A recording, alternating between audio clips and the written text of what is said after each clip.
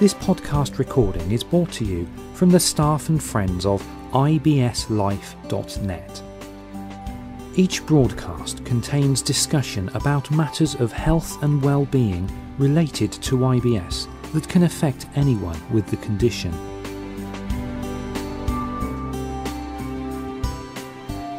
Hi and welcome to the first official IBS Life website podcast. We're going to take the opportunity today just to introduce ourselves, explain a little bit about our website and what we hope to achieve. My name's Kevin Brown. I'm one of the administrators on the website and I'm sat with Sean.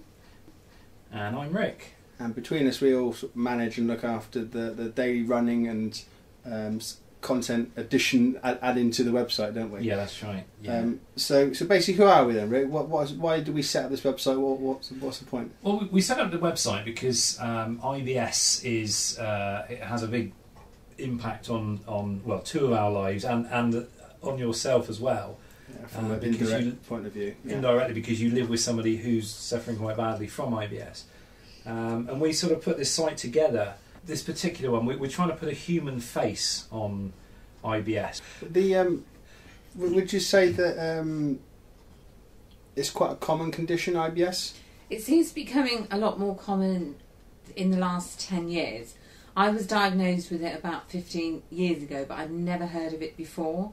But I've done some videos on YouTube, and funnily enough, before I did an IBS video, I did one on panic attacks, but I got replies through that from people, messages, also mentioning stomach problems and diagnoses of IBS. So it seems to be that the more stressful life becomes for people, the more prone they are to have IBS.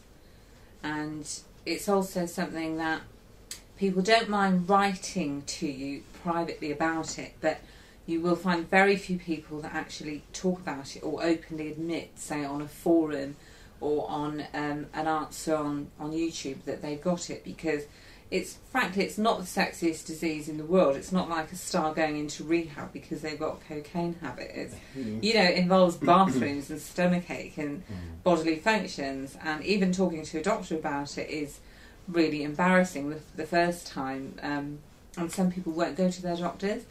And I think the idea is that if people know us as real people who are suffering with it, they'll be inclined to feel relaxed and ask questions and to really know that they're not the only ones that are going through it, because often it does seem like you are. So that's why we're here, isn't it? Really? Yeah, those few words, "you are not alone," can be very, very, can offer quite a lot of reassurance to people. Okay, so back to the question that we asked at the start of the podcast when we were talking about the website. What makes us different from all the other IBS websites? Because looking at there's a lot of information websites, aren't there? There are a couple of websites which are aimed towards the more personal stories. There are some good websites out there on IBS. Some excellent ones, excellent resources. I think our sort of niche is that we're trying to, like I said earlier, we're trying to put a human face on IBS. I think we're trying to show that how you live with the condition. That's why we've got the IBS life. Because it's trying to show that it's a condition that once you're diagnosed with, it's not the end. No. And you can, often with little tricks and tips and strategies, you can learn to live with the condition. And if people want to actually send messages personally, we will get back to them. As I've done on YouTube, I go through quite a lot of messages. And because I look on websites for a lot of things, and often the resources are really wonderful, but I would like to talk to somebody behind that. So I hope that's what we can do. One of the other things that I would really like to see on this website is, it would be so great if people can actually come back to us and let us know, all the little tips and tricks that they've sort of figured out for themselves that they think could help others. And we're actually going to have them, won't we, together? Yeah, like a resource. Yeah, we're going to have it. We're going to have like a sort of an everyday living tips and hints page, which will give people ideas about sort of making a journey easier, or all the little things that make IBS so miserable to live with. And like I said, what we're trying to do is build up a portfolio of all these little ideas, little work around it ideas that are going to help other people. Well, if we're talking about getting around with IBS, you've got a fantastic way yourself, which goes into it on the website. You've got some articles up with some pictures of your van that you created. Yeah. And also there's something else we were talking about yesterday. Interest in the porta potty. Actually, cassette toilet. Cassette toilet is the word. Porta potty is actually a trade name. I see. Okay. But it's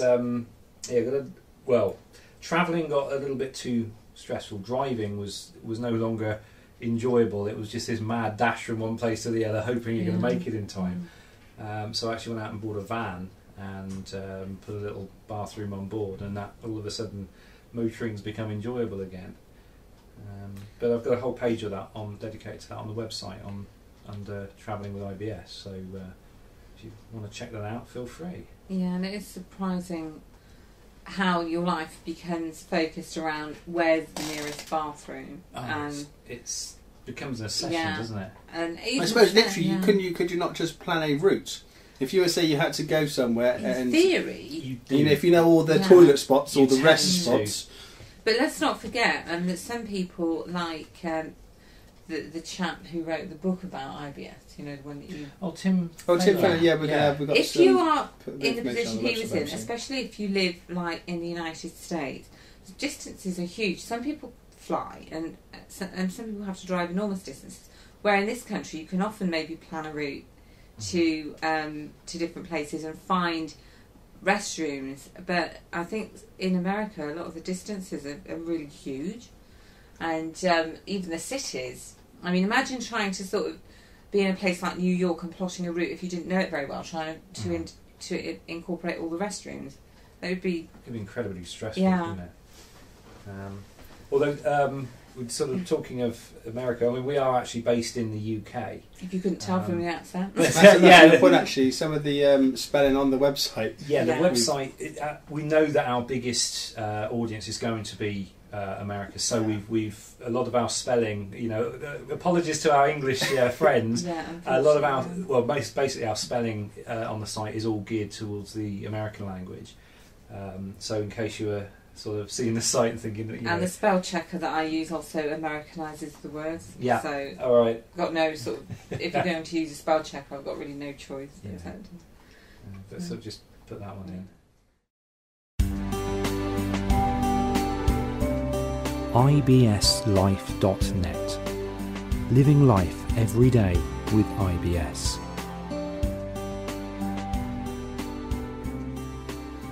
Okay, so what was your first experience of IBS that you can? I've always had a bad stomach, always. What, from childhood? From childhood. I mean, a nervous stomach. If I'm stressed or frightened, I think that's true of a lot of people. If you're frightened or you're stressed or upset, it will affect your stomach. Some people are sick. I know somebody who, under stress, is sick quite often, and some people have diarrhoea.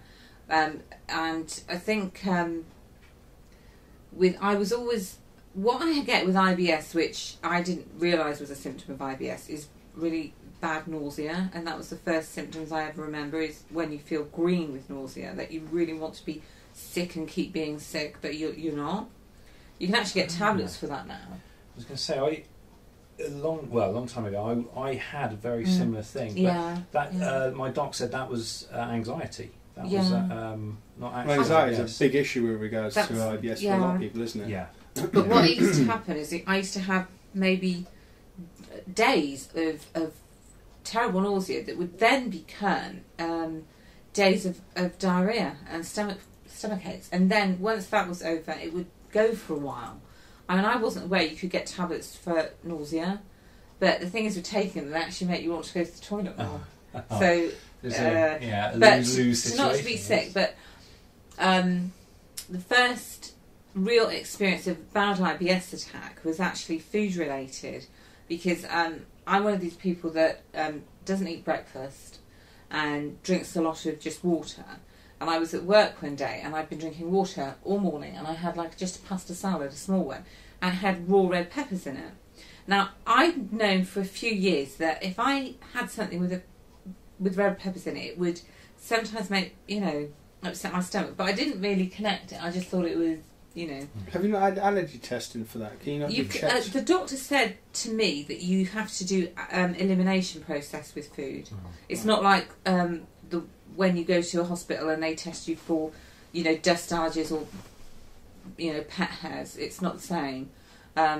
You have to do it yourself to see what you're... Yeah, elimination diet is the way. I was extremely... Within 15 minutes of eating this pasta salad, I was doubled up in absolute agony. I had pain. It wasn't just a stomach ache. It was all through the bottom of my stomach, right up to my chest. But is it also a possibility that it could have been food poisoning? No, I don't think so, because there was nothing in the pasta salad that was... there was no meat in it. There was no fish in it. No cheese even. It was just pasta and a couple of vegetables. I mean, in theory, but I wasn't sick. You see, I wasn't sick at all. But it was such intense pain that they had to take me home. They said I looked like I was going to pass out. And then I was ill off work for a few days with nausea. And after that, I had that. But I noticed when I got it the next times, it was not from food, because I hadn't eaten. It was if I was temping and I was nervous in a new job, if I didn't know what I was doing.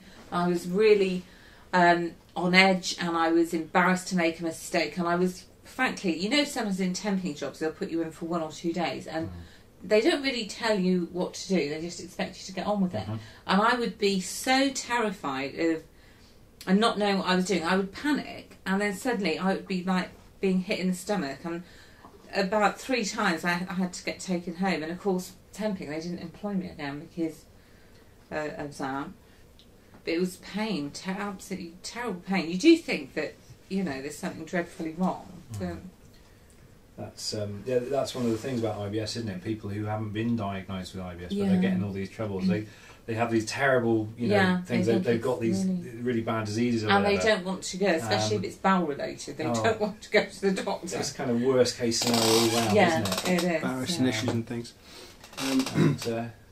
Okay, so to summarise this podcast today, we've introduced ourselves and we've talked a little bit about our experiences of IBS and how the website, we hope to develop it and evolve over time. I hope you enjoyed the first podcast. We've got many more coming on soon. I think next one we're touching upon exactly what is IBS, so we're going to discuss the symptoms, lovely, and basically how it relates to each person. IBS is different from many people. So so we'll speak to you again soon. Yes, take care, everybody. And bye. Bye. See ya. Billy says bye too. Woof. Bye-bye. IBSlife.net. Created for people with IBS by people with IBS.